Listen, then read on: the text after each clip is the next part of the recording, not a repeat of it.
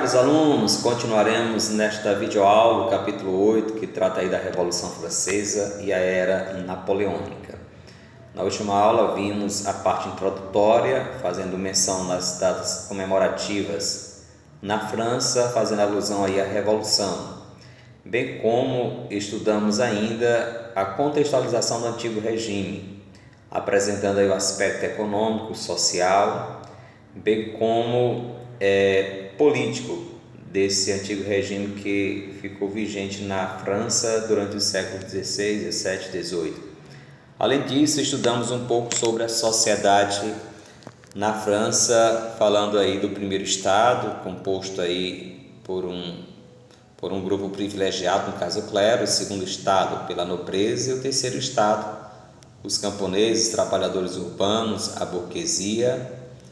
E além disso, vimos que os membros do terceiro estado, quando eles enriqueciam através dos impostos, aliás, através da sua dinâmica econômica, eles compravam também o título de nobreza.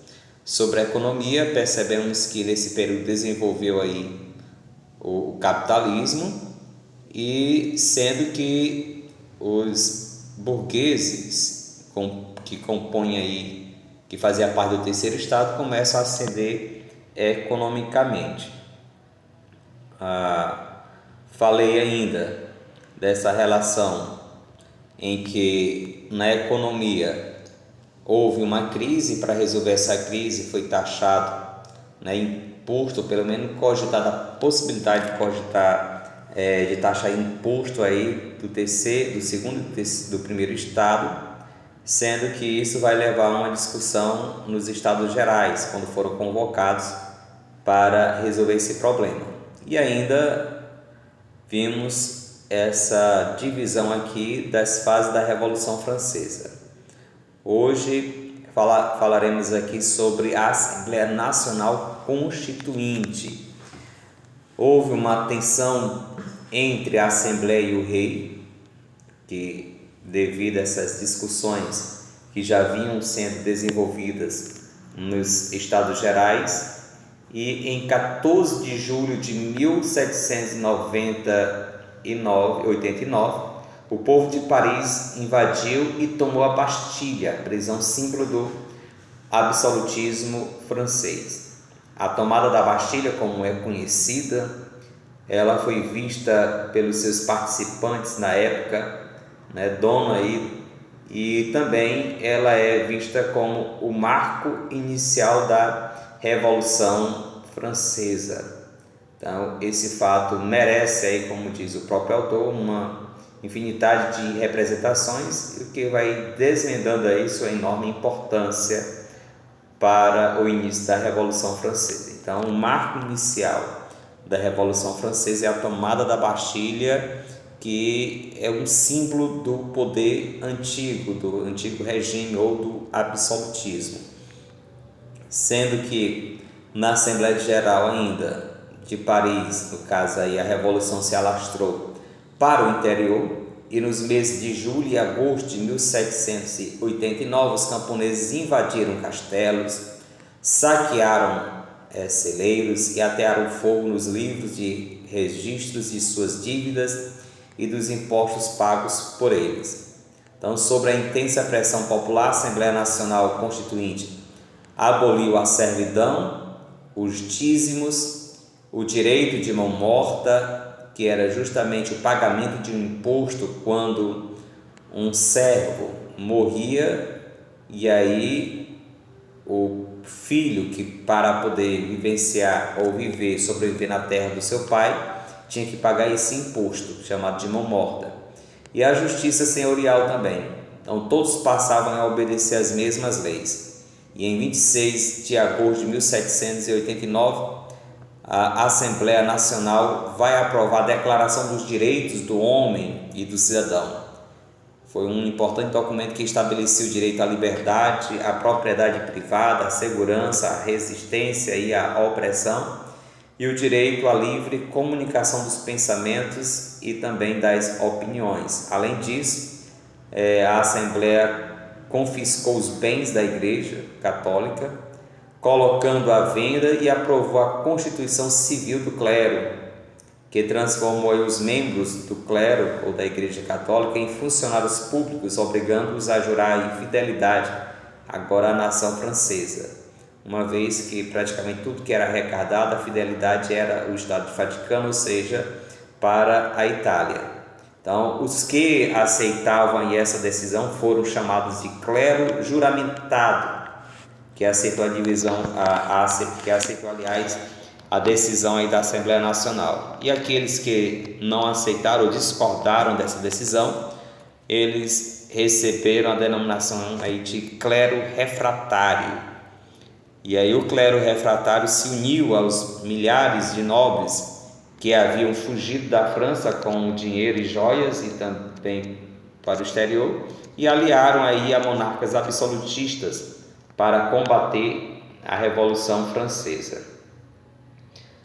Nós temos logo aqui para refletir que no dia 5 de outubro de 1789, diante da falta de pão, milhares de mulheres armadas decidiram ir a Versalhes trazer o rei para Paris e garantir com isso o abastecimento da cidade.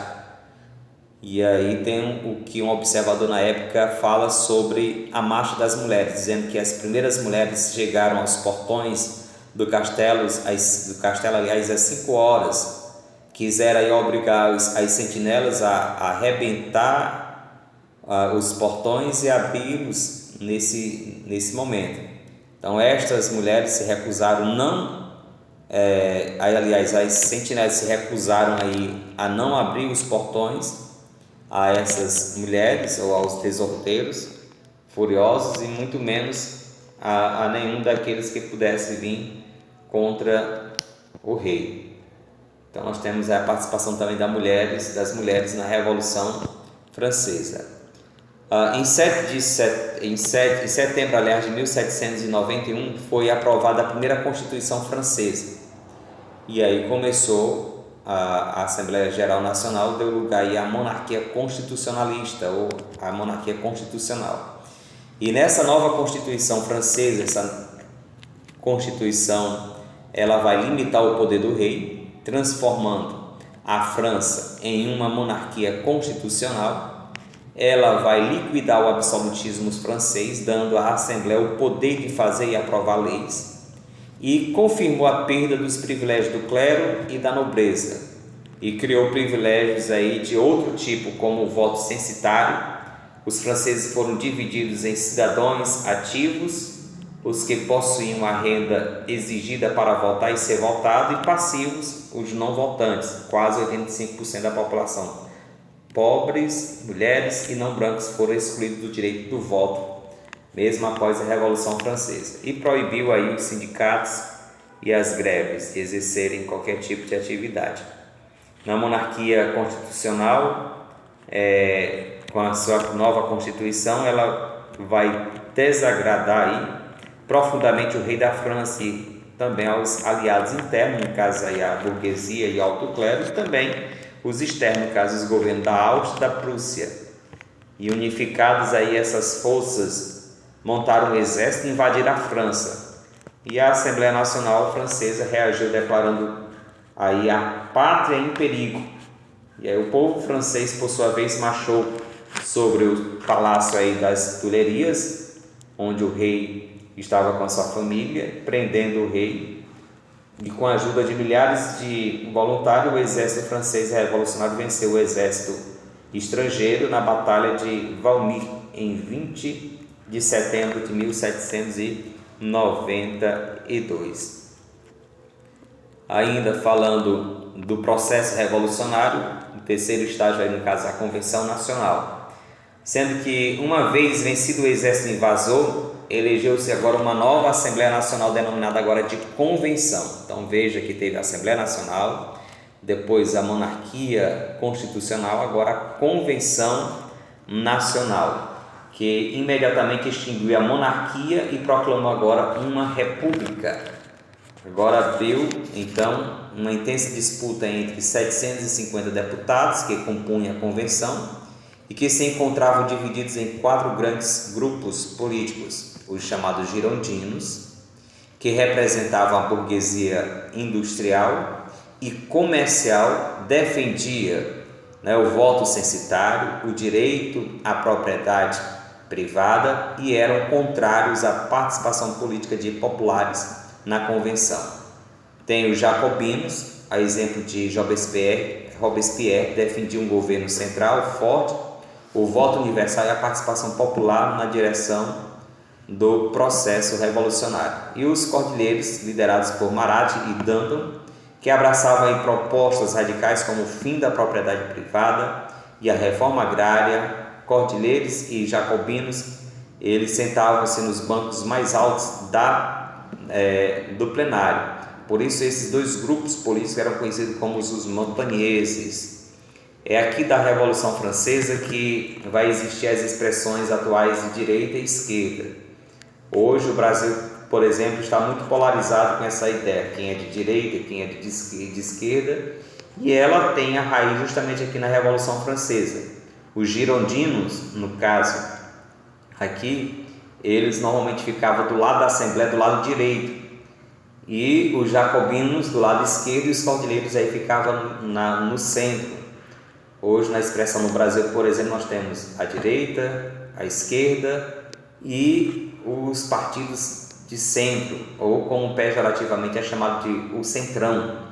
Então é nessa Revolução Francesa que nós temos as expressões de direita e de esquerda consolidadas hoje nos discursos políticos que tão frequentemente ouvimos aí nos noticiários, nas discussões políticas do Brasil.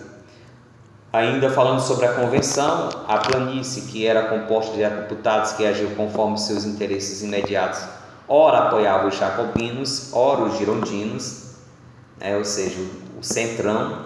Eles sentavam-se no centro, nos lugares mais baixos da planície, daí o nome planície. Então o rei foi levado a julgamento pela convenção, pelo fato que dividiu os deputados, e os girondinos compunham uma solução conciliatória nesse momento. Já os jacobinos, eles desejavam a execução do rei. A descoberta aí do cofre real, do acordo entre o rei da França, que ele fez com reis estrangeiros em favor da invasão da França, vai precipitar ainda mais os acontecimentos. Após intensos debates, na votação teve 683 dos 721 deputados presentes, cerca de 95% declarou que o Luís XVI era culpado. E assim, em janeiro de 1793, diante de uma multidão de cerca de 20 mil pessoas, o rei foi guilhotinado e sua cabeça exibida ali ao povo por traição à pátria francesa. Então a execução do rei vai desencadear uma série de reações internas e externas.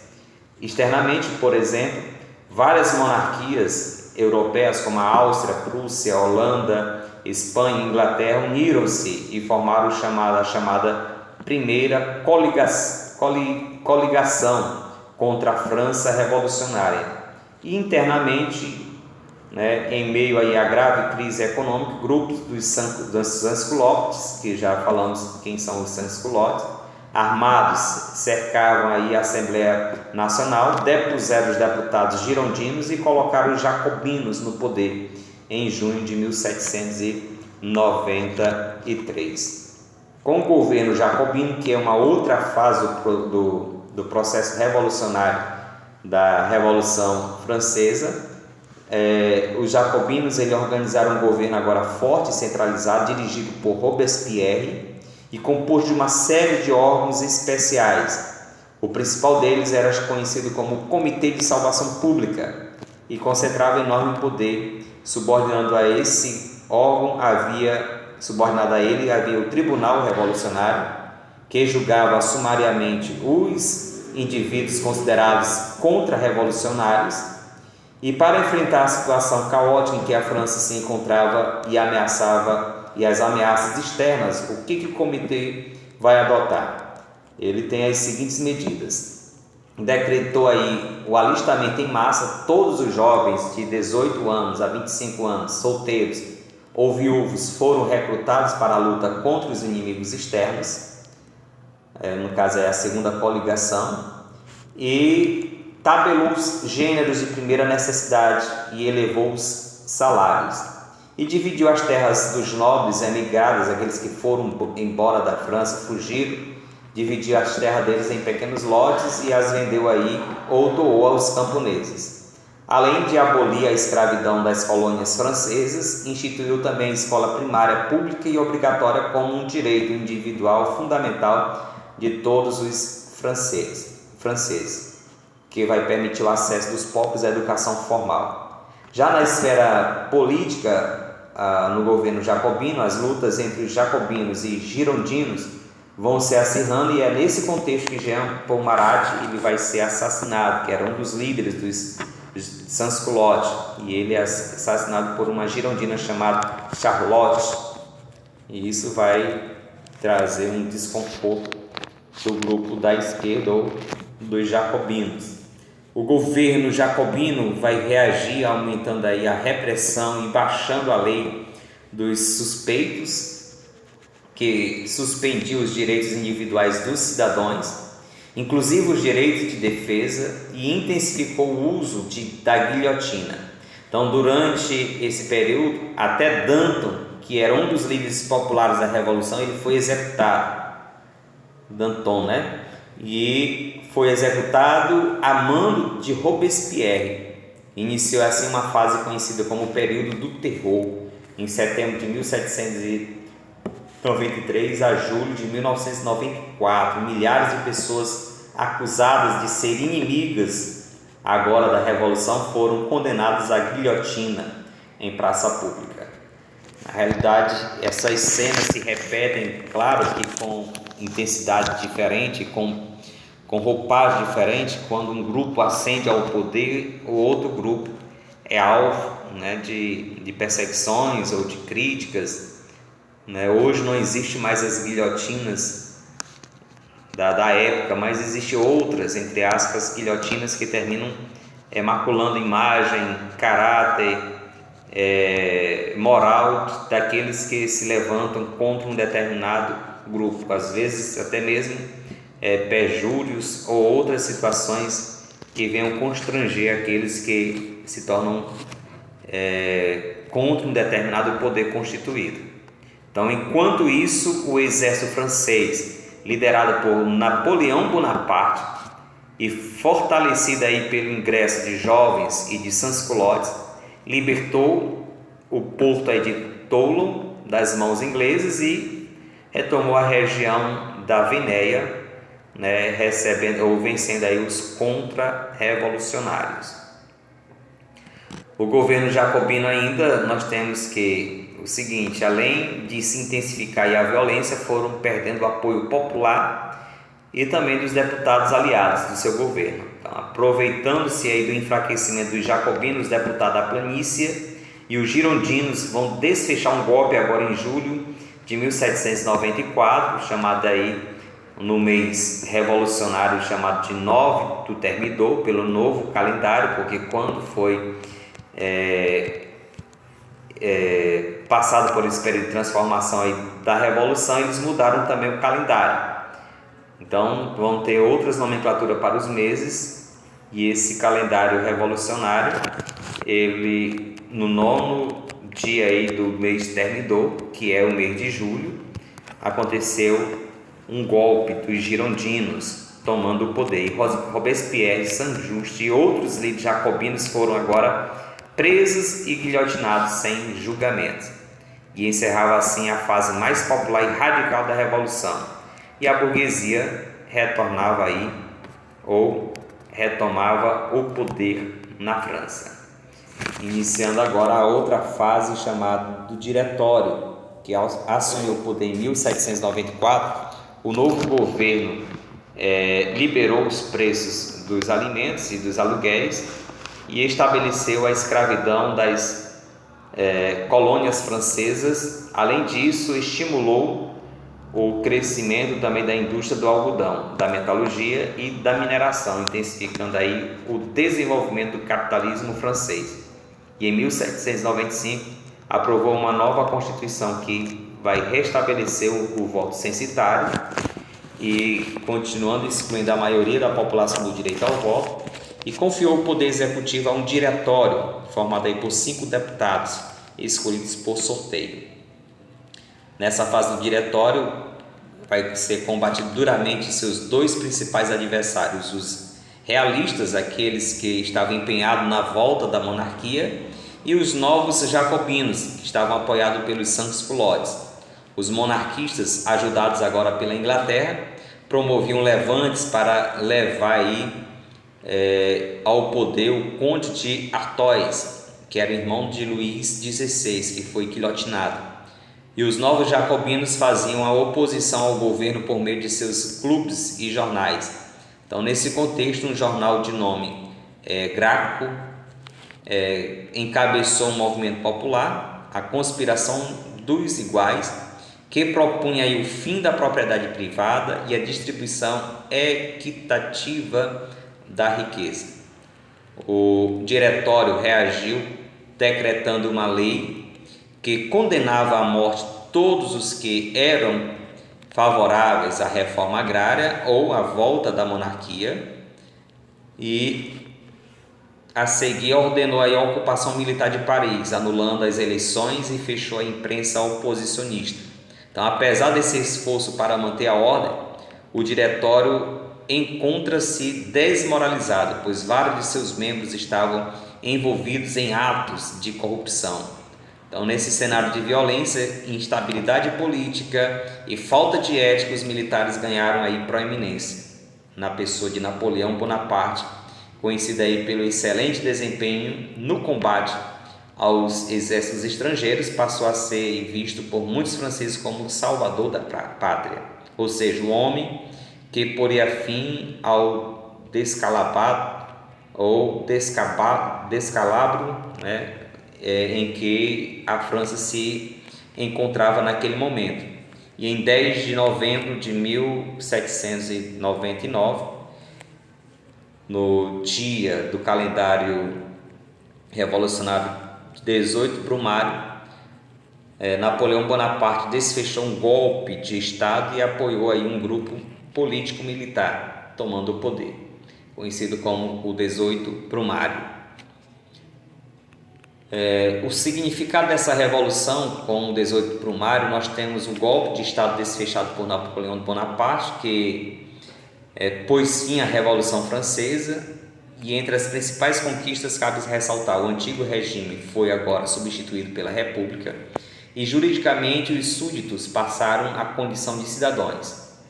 A sociedade de ordem cedeu lugar agora à escravidão de classes, e as leis que estabeleciam distinções baseadas no nascimento foram eliminadas, e o poder da Igreja Católica diminuiu e o número dos camponeses proprietários aumentou. Além das regulamentações mercantilistas, e as relações civis foram suprimidas.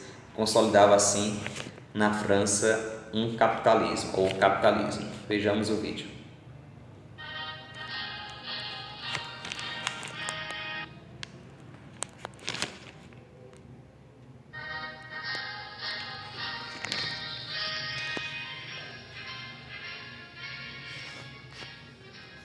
Liberdade, igualdade e fraternidade. Estes eram os princípios entoados pela multidão que, em 1789, tomou as ruas de Paris durante a Revolução Francesa. Estes princípios eram inspirados diretamente nos ideais do Iluminismo.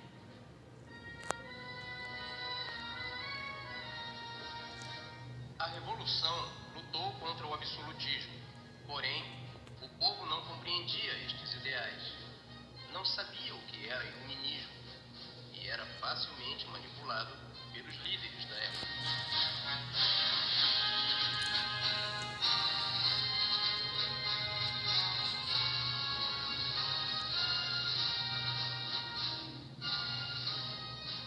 Neste período, viveu Lavoisier, cientista experimentalista. Lavoisier demonstrou que a respiração nada mais é do que a lenta combustão de matéria orgânica, utilizando o oxigênio, e é inteiramente semelhante ao que ocorre com uma lamparina ou uma vela acesa. Lavoisier também descobriu a lei da conservação de massas, que diz: matéria não se cria nem se destrói, se transforma.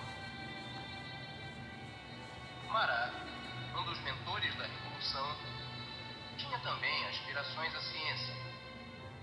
Certa vez apresentou um trabalho a Lavoisier para que este o apresentasse na Academia Francesa de Ciência. Lavoisier não viu nenhuma qualidade no trabalho que justificasse a apresentação e recusou-se a fazê-lo. Isso irritou profundamente Marat, que desde então passou a perseguir Lavoisier em seu jornal. Marat foi assassinado por Charlotte Corday. Morreu pouco mais de um ano antes da trágica morte de Antoine Laurent Lavoisier. O ambicioso Marat tramou a morte de Lavoisier e, ironicamente, não pôde assisti-lo. Eram dias difíceis em plena França revolucionária. Iniciava-se o regime do terror. E a par desta revolução, ocorria uma outra, no silêncio dos laboratórios. Lavoisier estava à frente desta.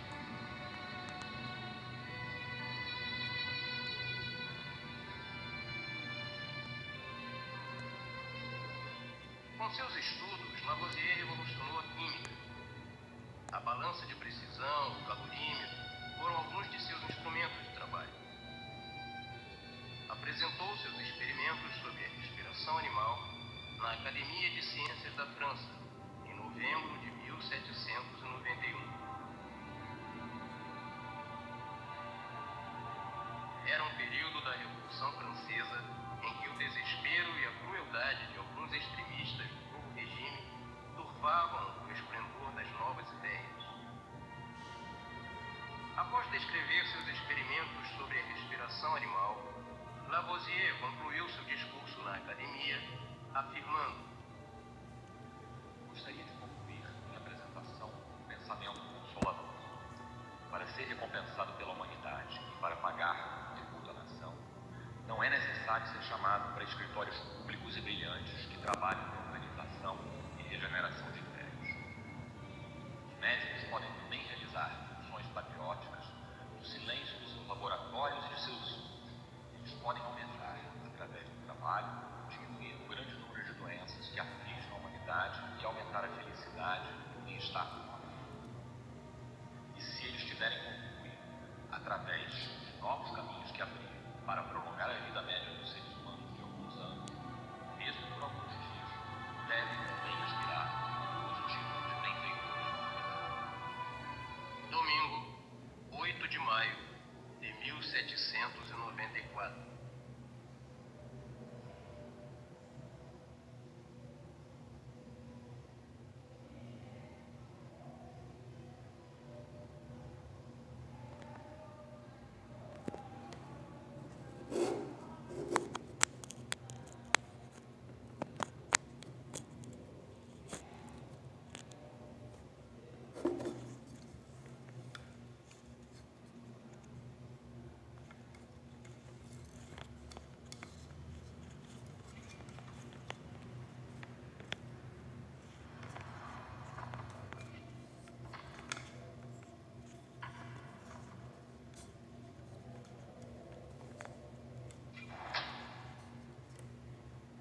Com a morte de Lavoisier, a academia se intimidou. Ninguém ousou protestar. Somente o matemático Lagrange, indignado, se manifestou e disse: levaram não mais que um momento para cortar aquela cabeça. Contudo, uma centena de anos talvez não sejam suficientes para produzir outra como aquela. todos que ofereciam resistência ao regime do terror eram executados. Nesta nova Inquisição, as pessoas eram perseguidas, não por motivos religiosos, mas por sua posição política. Porém, os ideais revolucionários que depuseram a monarquia, ironicamente, permitiram a subida ao poder de outro monarca. Napoleão Bonaparte, que, aproveitando-se do caos instaurado durante o regime do terror, coroou a si mesmo, titulando-se imperador. Napoleão Napoleão e seus generais foram considerados grandes heróis, mas pilharam riquezas e saquearam obras de arte. Ao final das guerras napoleônicas, cerca de 2.500.000 pessoas envolvidas nos conflitos haviam morrido em toda a Europa.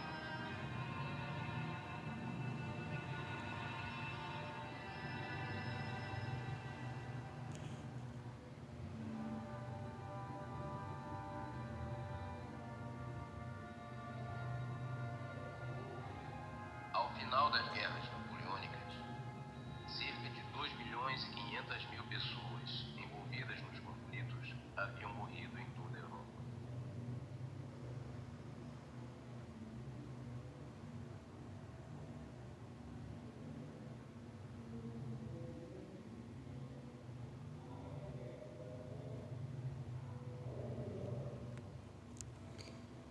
Gente, com isso nós concluímos essa primeira parte da Revolução Francesa. Na próxima aula veremos a Era Napoleônica. Fiquem todos na paz. Que Deus abençoe a todos.